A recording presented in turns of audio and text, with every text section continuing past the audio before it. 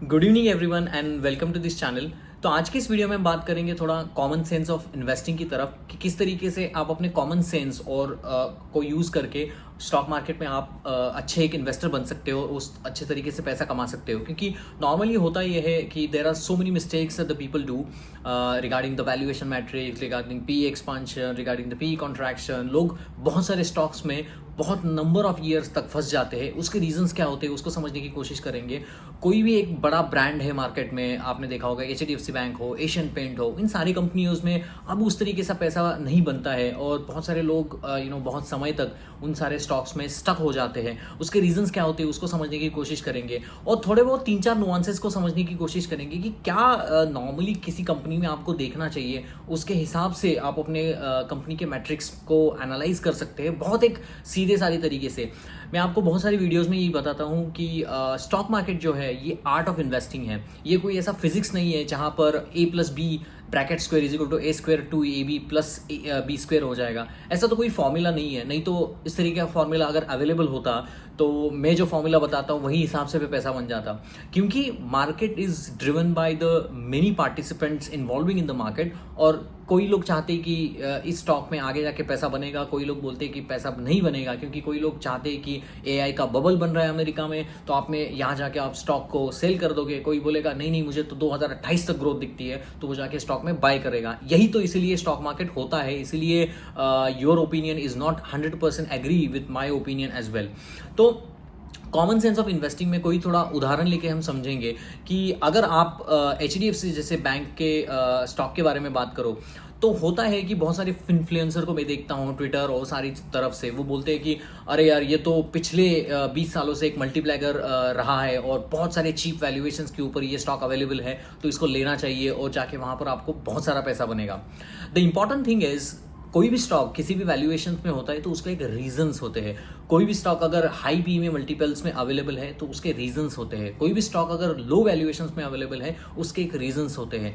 HDFC bank आपको देखेगा कि प्राइस टू बुक और वैल्यूएशंस की बात करो तो आपको बहुत चीप दिखाई देगा। उसका रीजन ही वही है क्योंकि HDFC बैंक अभी के टाइम में वो जो इंडिया की क्रेडिट ग्रोथ जो है उसके नीचे ट्रेड कर रहा है। मतलब इंडिया की जो क्रेडिट ग्रोथ की जो रिक्वायरमेंट है, अभी इंडिया जो क्रेडिट ग्रोथ में ग्रो कर रहा है 5% 6% से, तो उसके नीचे HDFC बैंक की ग्रोथ है। तो जिसके लिए वहाँ पर ग्रोथ नहीं है और वैसे ही वो बड़ा हाथी बन चुका है, इसीलिए स्टॉक में उतना ज़्यादा मोमेंटम नहीं आता है। आपने देखा होगा कि मुझे लगता है 5-10% ऊपर अगर HDFC बैंक किसी ईयर में बढ़ गया तो बहुत बड़ी बात होती है, क्योंकि ये बहुत बड़ा हाथी है। इसीलिए आपको देखा होगा कि उसके वैल्यूएशंस भी बहुत सस्ते अवेलेबल होते हैं। लेकिन नॉर्मली होता है कि कोई भी इन्वेस्टर किसी इन्फ्लुएंसर का सुन के अपना कोई थीसिस ना लगाते हुए उसमें इन्वेस्ट करता है और ये उम्मीद करता है ये तो बैंक कभी बंद नहीं होगी, पूरी इंडिया में फैल चुके हैं, अच्छे प्रॉफिट आते हैं। आप उसके ROE के परसेंटेज देखोगे, ROC के परसेंटेज देखोगे, आप उसके कैश फ्लो के नंबर्स को देखेंगे, आप उसके मार्केट कैप को सेल्स टू नंबर्स देखोगे, आपको EV टू EBITDA के नंबर्स देखोगे, तो इन सारे पैमाने के ऊपर आपको तो परफेक्ट बैंक लगेगी। आपको ऐसा लगेगा क्या बढ़िया बैंक है, क्या किस तरीके से ROE करता है, किस तरीके का ROC का नंबर जनरेट करता है, किस तरीके के मार्जिन प्रोफाइल होते हैं, निम की प्रोफाइल अच्छी होती है, यहाँ पर कोई एसेट क्वालिटी के प्रॉब्लम्स नहीं है। इतनी सारी परफेक्ट होने के बावजूद भी स्टॉक चलता नहीं है। उसका रीजन ही वही तो होता है क्योंकि स्टॉक मार्केट में अगर कोई पार्टिसिपेंट अपने इन्वेस्टिंग अपने पैसे को लेके आता है तो वही आता है ग्रोथ के पीछे। अगर किसी कंपनी में ग्रोथ ज़्यादा आ रही है वही उस कंपनी में अपना ज़्यादा पैसा लगाता है। अगर कोई कंपनी में ग्रोथ नहीं आ रही है तो उसका पैसा वहाँ से निकलता जाता है। HDFC बैंक 2015, 13, 14 में उस समय में 25% के ऊपर की ग्रोथ दिखाती थी अपने लोन बुक में, अपने AUM में, और उस तरीके का उसका प्रॉफिट परसेंटेज है वो भी एक्सपांड होता रहता था। उसके निम के परसेंटेज ऊपर की तरफ जाते रहते थे और उस समय बैंक जो है वो एक्सपांशन मोड में थी। बहुत अलग अलग जगह पर अपने ब्रांचेस को खोल रही थी, एक्सपांशन मोड कर रही थी, बहुत सारे नए नए लोन सेक्टर्स में वो जा रही थी, MSME में जा रहे थे, रूरल में जा रहे थे। तो बहुत सारे सेक्टर्स में ये कंपनियां जा रही थी और उसकी वजह से वहाँ पर बहुत बढ़िया ग्रोथ भी थी। अभी हुआ ये है कि ये बहुत सारी जगह पे फेल गई है, वहाँ जो कंपनी का जो टोटल मार्केट कैप है वो भी बहुत बड़ा हो चुका है। और इसीलिए होता ये है कि इस कंपनी का आपको कैश फ्लो अच्छे दिखेंगे, बैलेंस शीट स्ट्रांग दिखेंगी, कैश में पैसे दिखेंगे, और इसके होने के बावजूद ही कंपनी जो है आपको डिविडेंड देती है। कोई मुझे एक दोस्त ने मैसेज किया था, अरे यार ये कंपनी तो बहुत अच्छी है, बहुत अच्छी डिविडेंड देती है, लेकिन इसका स्टॉक नहीं चलता है। उसका रीज़न ही वही होता है, क्योंकि अगर किसी कंपनी के पास छोटी कंपनी है, और छोटी कंपनी का मायदा ये रहता है कि वो बड़ी कंपनी के साथ टक्कर दे दे, वो अपने बिजनेसेस को ग्रो कर पाए, ये उसकी एक मनोकामना होती है। तो अगर मान लो कि फॉर एग्जाम्पल किसी एक छोटी कंपनी का उदाहरण लेते हैं, किसी ज्वेलरी कंपनी का उदाहरण लेते हैं, जैसे मान लो कि पीएन गाडगिल का उदाहरण लेते हैं। छोटी कंपनी है, 8,000 करोड़ मार्केट कैप की कंपनी है, no buy and sell recommendation. अगर मान लो कि आप उसके पर्टिकुलर कैश फ्लो में जाके देखोगे तो आपको लगेगा यार थोड़ा बहुत रिसीवेबल्स में थोड़ा सा इंक्रीज हो रहा है, यहाँ पर डेट बढ़ रहा है, यहाँ पर इक्विटी डाइल्यूशंस हो रहा है, लेकिन आपको ये भी देखना पड़ेगा कि ये सब करने के बाद वो कंपनी क्या कर रही है। वो कंपनी ग्रोथ के ऊपर फोकस कर रही है। वो कंपनी बोल रही है वो महाराष्ट्र सेंटिंग से जाके अभी एमपी में जाएगी, अभी उत्तर प्रदेश में जाएगी, बिहार में चली जाएगी, आउटसाइड ऑफ महाराष्ट्र चली जाएगी, और नए नए वहां पर ब्रांचेस खोलेंगे। अगर वो नए ब्रांचेस उनको खोलना है तो उसके लिए पैसे तो लगेंगे ना। पैसे तो कहाँ से आएंगे, खुद के बिजनेस से आएंगे। लेकिन अगर मान लो उसके पास 50-60 अगर स्टोर्स है, वहां से जो प्रॉफिट आता है वहां से वो 200 स्टोर तो नहीं खोल सकता है ना। आप सिंपल बात मान लो कि कोई अगर 50 स्टोर की ज्वेलरी कंपनी है, उनको 200, 250 अपने दुकानें खोलनी है, और उनका जो प्रॉफिट परसेंटेज है वहाँ से प्रॉफिट लेके वो सारी दुकानें तो खोल नहीं सकता है। इसीलिए उन सारी कंपनियों को आपका डेट लेना पड़ेगा, उन सारी कंपनियों को इक्विटी को डाइल्यूशन करना पड़ेगा। इसीलिए आपको डेट इक्विटी रेशियो थोड़ा सा हाई नज़र आएगा, आपको यहाँ पर इक्विटी डाइल्यूशन नज़र आएगा। तो इन सारी चीज़ों की वजह से उसके जो ROE ROC के नंबर आपको इनिशियली थोड़े से खराब लगेंगे। लेकिन ये सारी चीज़ जो कंपनी करती है वो ग्रोथ के लिए करती है। उनका कहना है कि आगे जाके ये जो इक्विटी डाइल्यूशन से पैसा आएगा, हमारे डेट से जो पैसा आएगा, उससे वो नए दुकानें खोलेंगे। तो हमारा ये फोकस रहना चाहिए कि अगर छोटी कंपनी है तो उसका कैश फ्लो के ऊपर आप कंसंट्रेशन मत कीजिए। मैं ऐसा नहीं बोल रहा हूं कि एक्सपेक्ट मत कीजिए कि कैश फ्लो पॉजिटिव कभी नहीं होगा। हाँ, उसका ट्रैजेक्टरी जो है वो ऊपर की तरफ जाना चाहिए। लेकिन कोई कंपनी कैश फ्लो निगेटिव कर रही है, कोई कंपनी छोटी है, ग्रोथ के ऊपर फोकस कर रही है, और इसीलिए आप देखोगे उनके पीए रेशियो भी आपको थोड़े से हाई नजर आएंगे। मैं इन दोनों चीज़ों को एनालाइज कर रहा हूँ। कोई कंपनी बड़ी होती है, कोई कंपनी छोटी होती है। आप अगर HDFC बैंक की कैश फ्लो देखोगे वो आपको पॉजिटिव नजर आएंगे, आपको बहुत बढ़िया बैलेंस शीट नजर आएगी। आप अगर छोटी कंपनियों के बैलेंस शीट देखोगे, कोई इंजीनियरिंग कंपनीज को देखोगे, तो वहाँ पर आपको वैल्यूएशंस जो है वो महंगे नजर आएंगे, और वहाँ पर आपको जो रिटर्न रेशियोज है, ईवी टू एबिटा के नंबर्स है, कोई इंजीनियरिंग कंपनी है, ईवी टू एबिटा के नंबर खराब लगेंगे, मार्केट कैप टू सेल्स के नंबर खराब लगेंगे। तो आपको ये देखना है कि कंपनी क्या ग्रोथ कर रही है इन सारी चीज़ों के बाद भी। मुझे ऐसी कंपनी नहीं चाहिए जिनकी बैलेंस शीट बहुत स्ट्रांग है, बहुत सारा कैश उनके पास पड़ा है, लेकिन ग्रोथ 5 और 6% की कर रही है। शेयर मार्केट में अगर आप पैसे बनाने के लिए आए हो तो one thing you have to look it is important thing is the sales growth, and the other important thing is the pace of sales growth. अगर कोई कंपनी पहले 20% से ग्रो कर रही थी और अपने पेस ऑफ सेल्स ग्रोथ को बढ़ा पा रही है 25% के लिए, उसके लिए वो लोन भी ले, वो डाइल्यूशन भी करे, that's not a problem. But important things ही क्या अपना वो एग्जीक्यूट कर पा रही है, क्या वो अपना धंधा वो अपने उस सेल्स ग्रोथ से ज़्यादा बढ़ पा रही है, तभी जाके स्टॉक में आपने देखा होगा आपके स्टॉक में ऊपर से प्रेशर आएगा ऊपर की तरफ। अगर कोई कंपनी अपने ग्रोथ के लिए पैसा उठा रही है, वो सब सारी चीज़ें कर रही है, लेकिन ग्रोथ ही नहीं कर रही है, तो कंपनी जो है उल्टा गड्ढे में चले जाएगी। मतलब आपने बहुत सारा डेट उठा लिया, आपने बहुत सारी इक्विटी को डाइल्यूट कर लिया, लेकिन आपकी जो सेल्स ग्रोथ है पहले 20% की थी, अभी 10% की हो गई, तो स्टॉक में प्रेशर आएगा। मैं इस वीडियो के माध्यम से कहना चाहता हूं कि आपको ये समझना पड़ेगा कि स्टॉक में प्रेशर कब आता है और स्टॉक ऊपर की तरफ कब जाता है। स्टॉक ऊपर की तरफ तभी जाता है तब जब अपनी कंपनी जो है वो अर्निंग्स में मोमेंटम दिखाती है, कॉन कॉल में ऐसी चीज़ें बोलती है कि जहां से आगे आने वाले समय में ये कंपनी में सेल्स ग्रोथ बढ़ने वाली है, प्रॉफिट मार्जिन बढ़ने वाला है, मार्जिन प्रोफाइल आगे होने वाली है, कंपनी कैपेक्स कर रही है, उसके लिए लोन उठा रही है, और कंपनी कंपीट कर रही है, कंपनी में नए प्रोडक्ट मिक्स चेंज हो रहे हैं, कंपनी में नया मैनेजमेंट आ रहा है, कंपनी में नए डिविजन्स खुल रहे हैं, कंपनी नए अपने रिटेलिंग सेक्टर्स में चली जा रही है। इन सारी चीज़ों की वजह से स्टॉक ऊपर की तरफ भागता है। ऑब्वियसली जब कभी बुल मार्केट चलता है तो हमें समझ में नहीं आता है कि यार PSU बैंक क्यों आगे बढ़ रहे हैं, वहां तो 5-10% की ग्रोथ होती है, लेकिन आपको ये सारी चीज़ों को डिफरेंशिएट करना पड़ेगा। कोई भी स्टॉक ऊपर की तरफ जा रहा है, अगर वो अर्निंग्स की वजह से जा रहा है तो then you should add these companies going forward. अगर कंपनी ऊपर की तरफ भाग भी रही है then you should add on these kind of companies where the earnings momentum is there, the sales growth is there, the PAT growth is there, operating leverage is there. हालांकि ऐसी कोई कंपनियां हैं जो जहां पर कंपनी विदाउट फंडामेंटल के ऊपर की तरफ भाग रही है, लेकिन एक समय आता है जब वहां से ऊपर से नीचे भी चली जाती है. कोई भी कंपनी लंबे अंतराल के लिए परसेप्शन के ऊपर नहीं चल सकती है कि हाँ ऐसा होगा वैसा होगा. ऐसे परसेप्शन के ऊपर कंपनी बहुत समय तक नहीं चलती है. कंपनी को अगर बढ़ना है, कंपनी को अगर ऊपर लेके जाना है, तो कंपनी के ग्रोथ में वो सारी चीज़ें देखनी चाहिए. I would like to see the that hunger from that kind of companies. तो मेरा कहने का मतलब है, कोई एशियन पेंट जैसी कंपनी है, वो बड़े मार्केट कैप की है, वहाँ पर ग्रोथ स्लो हो गई है, लेकिन आप बैलेंस शीट जाके देखोगे तो बहुत बढ़िया बैलेंस शीट लगेगी. आपको लगेगा डिस्ट्रीब्यूशन चैनल अच्छा है, एग्जीक्यूशन अच्छा करती है, लेकिन इससे कोई मतलब नहीं है. हमें मतलब होना चाहिए कंपनी के ग्रोथ से. अगर कोई AI की कंपनी हो, नॉन AI की कंपनी हो, कंज्यूमर की कंपनी हो, तो हमें उस तरीके से कंपनी को एनालाइज करना चाहिए. कोई कंपनी आपके पोर्टफोलियो में बढ़ गई तो आपको अंडरस्टैंड करना चाहिए कि ये क्यों बढ़ रही है, इसका रीजंस क्या है, आगे मैंने आने वाले समय में इसके फ्यूचर आउटलुक क्या है.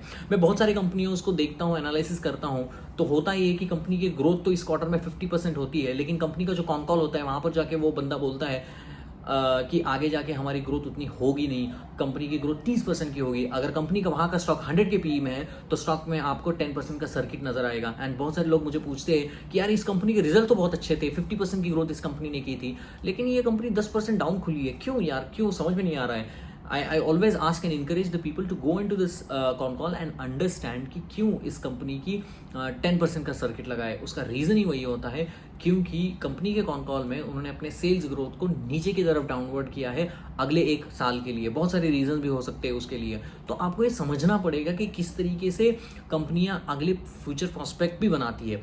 बहुत सारी चीज़ें आप देखोगे, जैसे पंजाब में फ्लड आता है तो LT फूड जैसे, KRBL जैसे कंपनियों में जहाँ पर वो राइस की खेती होती है, वहाँ पर प्रॉब्लम्स आएंगे.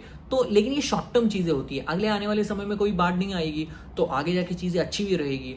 ऐसी कंपनियों की मैं बात करता हूँ, GST की पहले के अनाउंसमेंट के पहले अगर आप आदित्य विजन जैसी कंपनी देखोगे तो उनकी 5% की सेल्स की ग्रोथ है पिछले वाले क्वार्टर का जो रिजल्ट आया था. लेकिन कंपनी ने कॉन कॉल में आके जब बताया कि ये वन टाइम था, थोड़ा सा बारिश ज़्यादा हो गई थी इसलिए AC की सेल उतनी हो नहीं पाई थी, लेकिन उन्होंने ये जताया था कि ये जो क्वार्टर है जुलाई अगस्त का वो बहुत अच्छा जा रहा है and we will make it up to a 25% 30 growth in the coming quarters and we will be okay with that. और वहाँ GST का कट जहाँ से आ गया और AC में 28% से 18% GST कर दिया, स्टॉक आप देखोगे 480 का स्टॉक अभी 570 536 540 मतलब 30% से स्टॉक की ग्रोथ हो गई है. इसका रीज़न ये नहीं कि कंपनी के फंडामेंटल में कोई चेंज हुआ, कंपनी के रिजल्ट्स में कोई चेंज हुआ, हाँ, लेकिन कंपनी का परसेप्शन चेंज हो गया. लोग ऐसा सोचने लगे कि GST कट की वजह से AC सस्ती हो जाएगी. कंपनी का मैनेजमेंट कह रहा है कि हमारा दिवाली जो आ रहा है, फेस्टिव सीजन आ रहा है, वो भी अच्छा हो सकता है, और लेकिन ये जो 5% का सेल्स ग्रोथ था वो वन टाइम इवेंट था.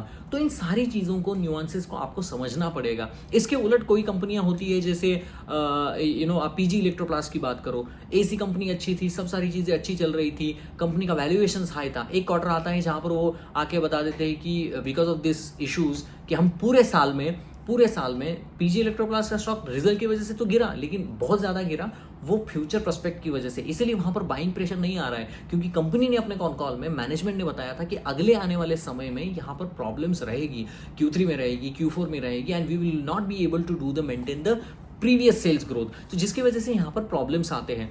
तो कॉमन सेंस के इन्वेस्टिंग में बहुत सारी चीज़ें आपको कंफ्यूज कर देगी. पहली तो ये एक चीज़ आपको देखनी है कि कंपनी की ग्रोथ किस तरफ जा रही है, कंपनी किस तरीके का सेल्स कर रही है.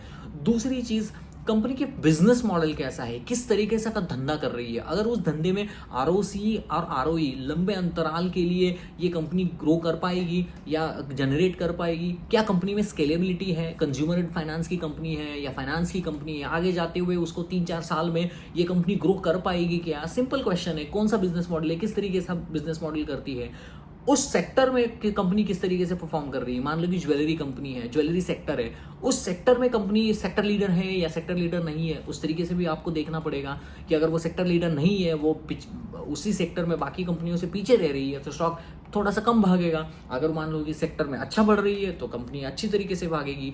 कंपनी आगे आने वाले समय के लिए क्या कैपेक्स कर रही है, क्या किस तरीके का वो कैपेक्स के उसके प्लान से, वो किस तरीके से उसको एग्जीक्यूट करना चाहती है, वो भी आप चीज़ें देख सकते हो. इंपॉर्टेंट चीज़ होती है कि पेस ऑफ सेल्स ग्रोथ कहाँ जा रही है। अगर मान लो कि पहले 5% से करती थी, फिर 10% कर रही है, फिर 15% से कर रही है, फिर 50% से ग्रो कर रही है, वो किस तरीके से कंपनी ग्रो कर पा रही है। Ideal situation will be the low PE and the high growth, but normally अभी के सिचुएशंस में उस तरीके की कंपनी मिलती नहीं है।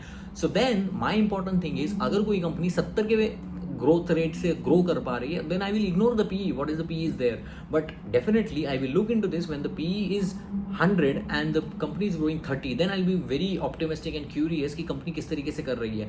डिक्सॉन टेक्नोलॉजी की बात करते हैं, बहुत सारे समय से वो एक मल्टीप्लाई का स्टॉक रहा है, लेकिन अभी स्टॉक अटक गया है। उसका रीजन ही वही था कि पीएलआई स्कीम खत्म हो रही है, बहुत समय तक अभी स्टॉक में जो एक यूफोरिया बना था वो थोड़ा सा टूट रहा है। कंपनी के प्रमोटर ने सेल ऑफ स्टॉक अपने सेल कर दिए थे।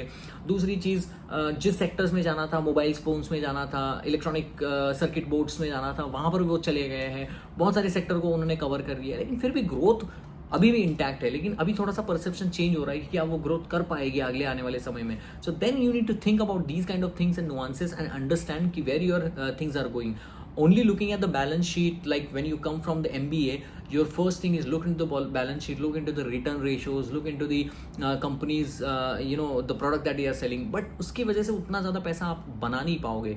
सिंपल सी चीज़ है, मैं बहुत सारे लोगों को देखता हूँ कि जिनके बहुत सारे फॉलोअर्स है and all of that, but I think मुझे ऐसा लगता है कि उन्होंने बहुत सारा पैसा यूट्यूब की कमाई से कमाया होगा, ना कि अपने इन्वेस्टिंग से. इंपॉर्टेंट चीज़ होती है कि इन्वेस्टिंग से आप पैसा कमाते हो तो ये सारी बाकी चीज़ें तो मतलब इररिलेवेंट हो जाती है.